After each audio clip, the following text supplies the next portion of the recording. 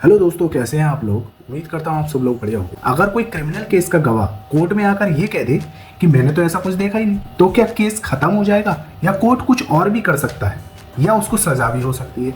चलिए इन सब चीज़ों के बारे में लीगली तौर पर जानते हैं कि इनमें क्या होता है अगर कोई गवाह अपनी बात से मुकर जाए। मैं हूँ एडवोकेट आबिद मिर्जा और आज मैं आपको बताऊंगा कि जब गवाह मुकर जाता है तो कोर्ट का नेक्स्ट स्टेप क्या रहता है और इसे समझाऊंगा एक रियल लाइफ एग्जांपल के साथ। तो दोस्तों, क्वेश्चन के जरिए मैं इसके आंसर दूंगा और आपके अगर कोई क्वेश्चंस हो तो वो कमेंट में जरूर पूछिएगा। तो चलिए शुरू करते हैं।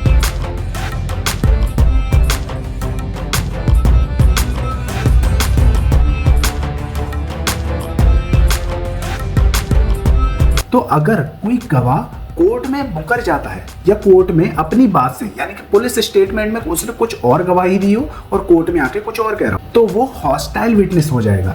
कोर्ट उसे हॉस्टाइल विटनेस डिक्लेयर कर देगी। ठीक है, अब हॉस्टाइल विटनेस होता क्या है? हॉस्टाइल विटनेस हम उसे कहते हैं जो अपनी गवाही से मुकर जाए, यानी कि पुलिस स्टेटमेंट में वो कुछ और कह रहा है और कोर्ट में आके वो कुछ और गवाही दे रहा है, तो उसे हॉस्टाइल विटनेस बोलते हैं। अब इसे एक एग्जाम्पल के तौर पर समझते हैं कि आईपीसी के 307 के तहत एक केस दाखिल हुआ।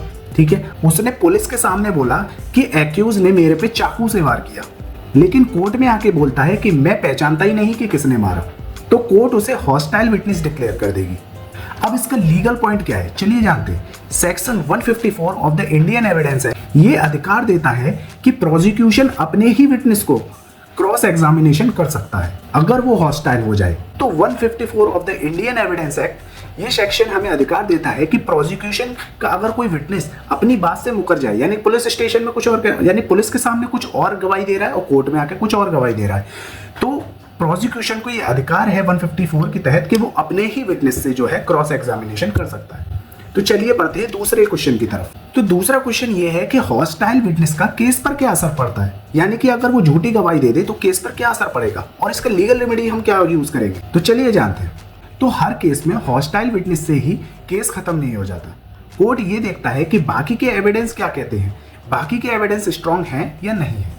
तो अब इसे हम एक एग्जांपल के थ्रू समझते हैं। एक मर्डर केस में एक विटनेस था जो कि उसने झूठी गवाही दी, तो उसे हॉस्टाइल डिक्लेयर कर दिया गया, लेकिन मेडिकल रिपोर्ट, सीसीटीवी और सर्कमस्टेंशियल जो एविडेंस है वो काफी स्ट्रांग थे, तो कोर्ट ने एक्यूज को कन्विक्ट करार दे दिया, क्योंकि जो बाकी के एविडेंस थे वो काफी स्ट्रांग थे बजाय उसकी गवाही के, इसीलिए उसको कन्विक्ट करार दिया एक्यूज को। अब हम इसमें लीगल एडवाइस के तौर पर जानते हैं कि एडवोकेट की, अगर आप डिफेंस के लॉयर हैं तो हॉस्टाइल विटनेस एक बिग अपॉर्चुनिटी हो सकता है डाउट क्रिएट करने के लिए। तो हॉस्टाइल विटनेस पे जितना प्रेशर, जितना आप एम्फसाइज करके दिखा सके कोर्ट पे, तो कोर्ट आप केस जो है वो आपके फेवर में हो सकता है।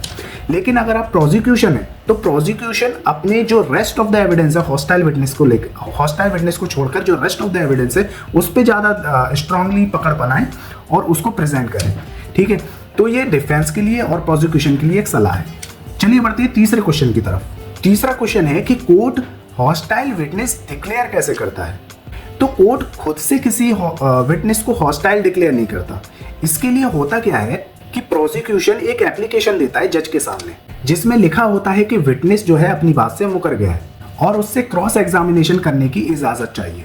अब बढ़ते हैं नेक्स्ट क्वेश्चन की तरफ कि क्या गवाह को सजा हो सकती है। अगर वो झूठी गवाही दे रहा है तो उसको सजा हो सकती है। अगर कोर्ट को लगे कि गवाह ने जानबूझकर झूठी गवाही दी है तो उसके खिलाफ भी केस बन सकता है। Under section 193 of the IPC कहती है फॉल्स एविडेंस। अगर फॉल्स एविडेंस क्रिएट कर रहे हैं तो उसके लिए आप पर फॉल्स एविडेंस क्रिएट करने के लिए आपको सजा हो सकती है। अब इसे एक एग्जांपल के थ्रू समझते हैं। एक रेप केस में विक्टिम ने कोर्ट में कहा कि मेरे ऊपर स्टेटमेंट देने का प्रेशर था, लेकिन जब जांच हुई और जब प्रूफ मिला तो उसने जो है झूठी गवाही दी थी कि उस पर प्रेशर था। अब इसमें लीगल एडवाइस देखते हैं कि एक एडवोकेट को विटनेस को तैयार करना चाहिए बिना प्रेशर के, बिना डर के और सिर्फ सच बोलने के लिए। ठीक है, अगर वो सच नहीं बोलता या झूठी गवाही देने के लिए तैयार करता है तो उस पर भी जो है फॉल्स एविडेंस के लिए सजा उसको हो सकती है। ठीक है, under section 193 of the IPC. चलिए बढ़ते हैं नेक्स्ट क्वेश्चन की तरफ। तो नेक्स्ट क्वेश्चन है कि अगर कोई हॉस्टाइल विटनेस है, अगर कोई झूठी गवाही देता है तो उसको सच माना जा सकता है कि नहीं माना जा सकता है। यानी कोर्ट में अगर पूरी गवाही दे दे और पूरी गवाही का कुछ हिस्सा या कुछ पार्ट उसमें सच हो तो उसको माना जा सकता है कि नहीं माना जा सकता कोर्ट में।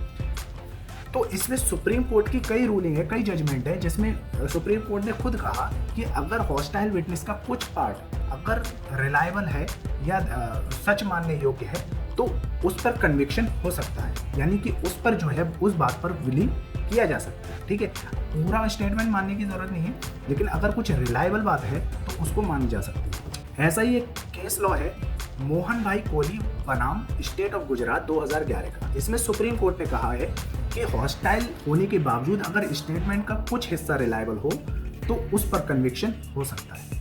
लिंक डिस्क्रिप्शन में आप जाके देख सकते हैं। तो दोस्तों, जब गवाह मुकर जाता है तो केस खत्म नहीं होता, थोड़ा सा टेक्निकल हो जाता है।